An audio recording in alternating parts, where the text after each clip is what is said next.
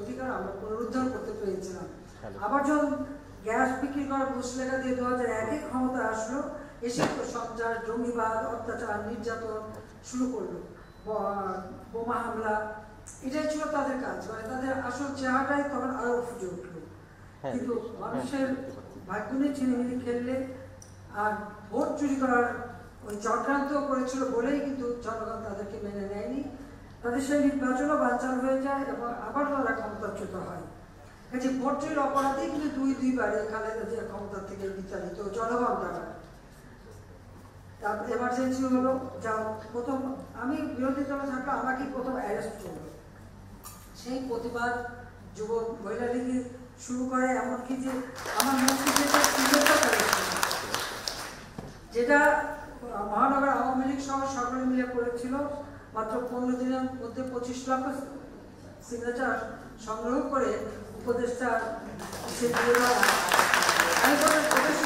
যুবলীগের থেকেই শুরু হয়েছিল, যুব মহিলা লীগ। কাজে সেটা আমি ধন্যবাদ জানাই। অনেক চতুর্থবার সর্বসকলের পঞ্চমবার আমরা সরকারি। আওয়ামী লীগ জাতির পিতা বঙ্গবন্ধুর হাতে গড়া সংগঠন। এই আওয়ামী লীগ নিয়েই কিন্তু তিনি বাঙালি জাতিকে ঐক্যবদ্ধ করে স্বাধীনতা এনে দিয়েছেন। আর ঠিক যুদ্ধ বিধ্বস্ত দেশটাও গড়ে তুলেছিলেন মাত্র 3 বছর 7 মাসের মধ্যে। দুর্ভাগ্যের বিষয় 15 আগস্ট জাতির পিতার হত্যার পর এই বাংলাদেশ এগোতে পারেনি। কিন্তু 21 বছর পর আওয়ামী লীগ যখন সরকার এসেছে, তখনই জনগণের সেবক হিসাবেই আমরা এসেছিলাম। মানুষ অন্তত এটুকু পেয়েছিল যে না, জনগণের জন্য আমরা কাজ করি। তারপর আমরা আসতে পারিনি, এটা ঠিক। কিন্তু 2009-8-এর নির্বাচনে জয়ের 9 যখন আমরা সরকারে আসি, সে পর্যন্ত ধারাবাহিকভাবে জনগণ আমাদের ভোট দিয়েছে। আমরা বারবার সরকারে এসেছি।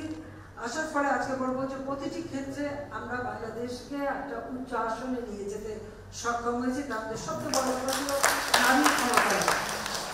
কারণ মেয়েরা সমাজের অর্ধেক পিছনে পড়ে থাকলে সেই সমাজ কখন উঠে দাঁড়াতে পারে না, সেই দেশের উন্নতি হতে পারে না। একথা জাতির পিতা বঙ্গবন্ধু শেখ মুজিবই বলতেন। এবং মেয়েদের শিক্ষা তিনি অবৈতনিক করে দিয়েছিলেন।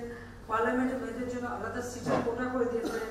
চাকরি ক্ষেত্রে নির্যাতিত মা বোন যারা, সেই নির্যাতিত মেয়েদের এবং নারীদের চাকরির ক্ষেত্রে আলাদা 10% কোটা তিনি ব্যবস্থা করে দিয়েছেন, এই জন্য যে নারীরা যেন যথাযথভাবে সমাজের বিভিন্ন স্তরে তার স্থানটা করে নিতে পারে। আর যার কারণে আজকে, কারণ নারীরা যদি অর্থনৈতিকভাবে স্বাবলম্বী হতে পারে আর চাকরির ক্ষেত্রে তাদের যে অবদানটা, তাদের যে মেধা, সেটা বিকশিত হওয়ার সুযোগ পায়, তাহলে তো একটি দেশ গড়ে উঠবে।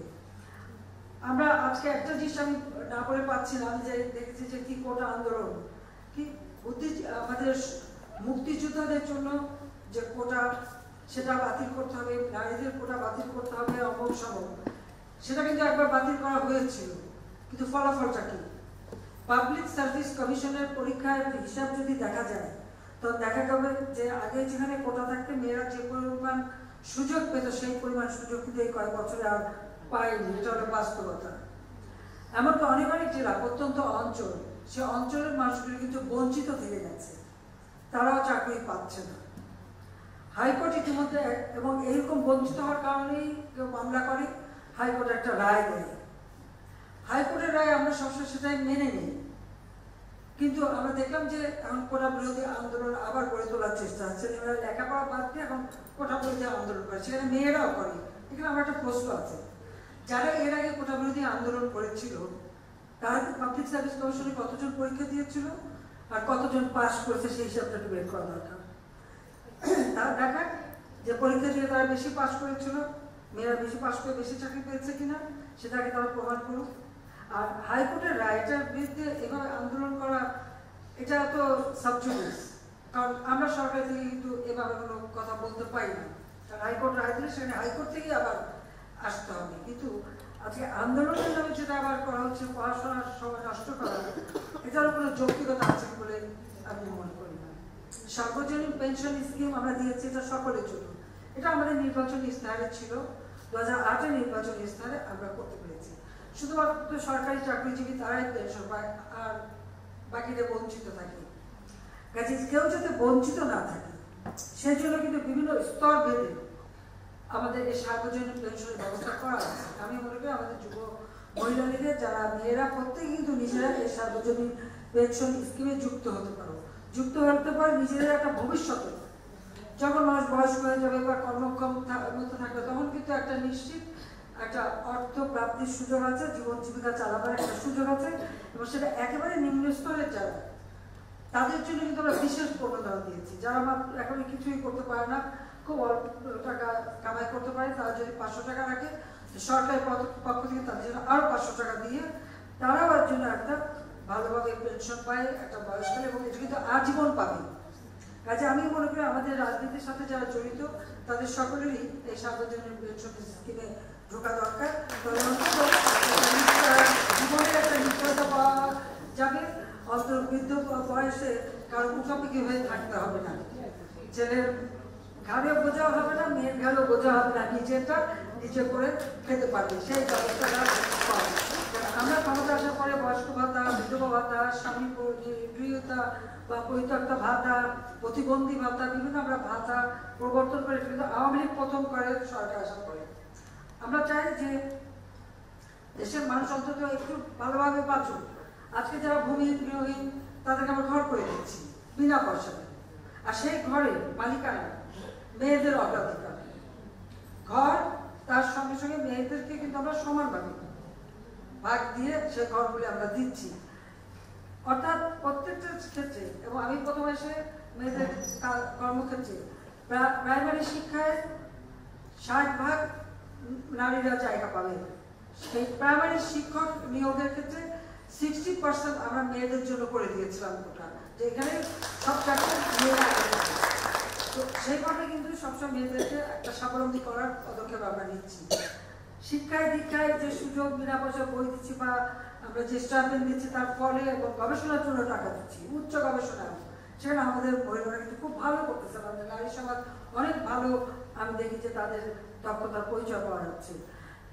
ফ্রিল্যান্সিং এর ব্যবস্থা করে দিচ্ছে, ফ্রি, যারা নিজেরাও ঘরে বসে অনেক কাজ করে আবার দেশে বিদেশে কাজ করে অর্থ উপার্জন করতে পারে বা অনলাইনে কেনা বেচা ব্যবসা বাণিজ্যও করতে পারে, সেই সুযোগটাও আমরা করেছি। ডিজিটাল বাংলাদেশের সেই সুযোগটা যেন আরো ভালোভাবে আর্থসামাজিক উন্নয়নের জন্য যেন কাজে লাগে, সেই সুযোগটাই কিন্তু আমরা সৃষ্টি করে দিয়েছি। এখানে আমাদের নারীদের জন্য সবচেয়ে বেশি সুযোগ সৃষ্টি হবে। কাজে আজকে আমি খুব আনন্দিত যে একটা ওয়েবসাইট খোলা হয়েছে, যেটা আমি সমস্ত জায়গায় এই সংগঠনের একটা ডাটাবেস করা থাকবে। কাজে এটা আমি মনে করি যে ডিজিটাল বাংলাদেশের এই মানে যথাযথ ব্যবহারের জন্য আজকে যুব মহিলা লীগ যে যাত্রা শুরু করলো, সেটা আমার একটা প্রোগ্রাম।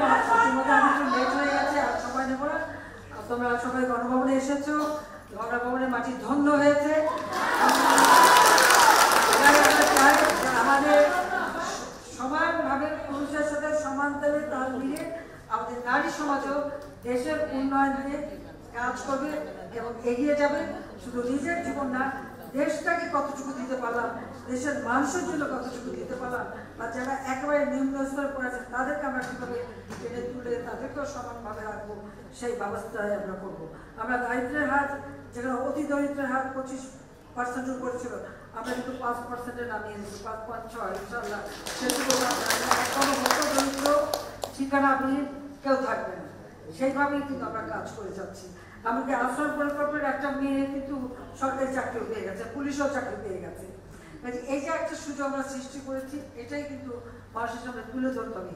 আর ওই বিএনপি সেই 2001-এর পর যেভাবে অত্যাচার নির্যাতন করেছিল আমাদের যুব মহিলা লোকের উপরে, এগুলো মানুষের সামনে তুলে ধরে ওদের বিভৎস চেহারাটা, ওদের জঙ্গির চেহারা, ওদের সন্ত্রাসী চেহারাটাও মানুষের সামনে তুলে ধরতে হবে যে এরা কোনো মানুষের জাত না, এরা দেশকেও ভালোবাসে না, মানুষকেও ভালোবাসে না, মানুষের কোনো উন্নতি চায় না।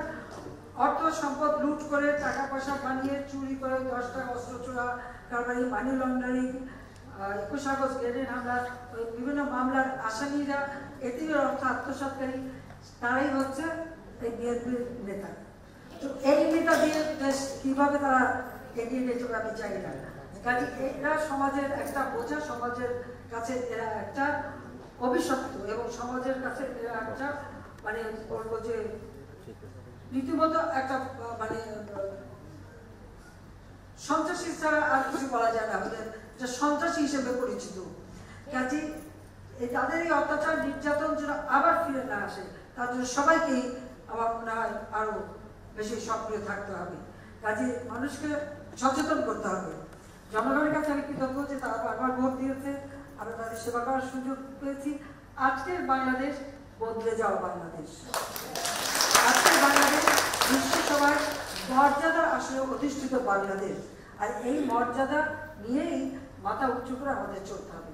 2041 সালে বাংলাদেশ হবে স্মার্ট বাংলাদেশ, আর সেই স্মার্ট আমার মেয়েরাই তো বেশি স্মার্ট হবে,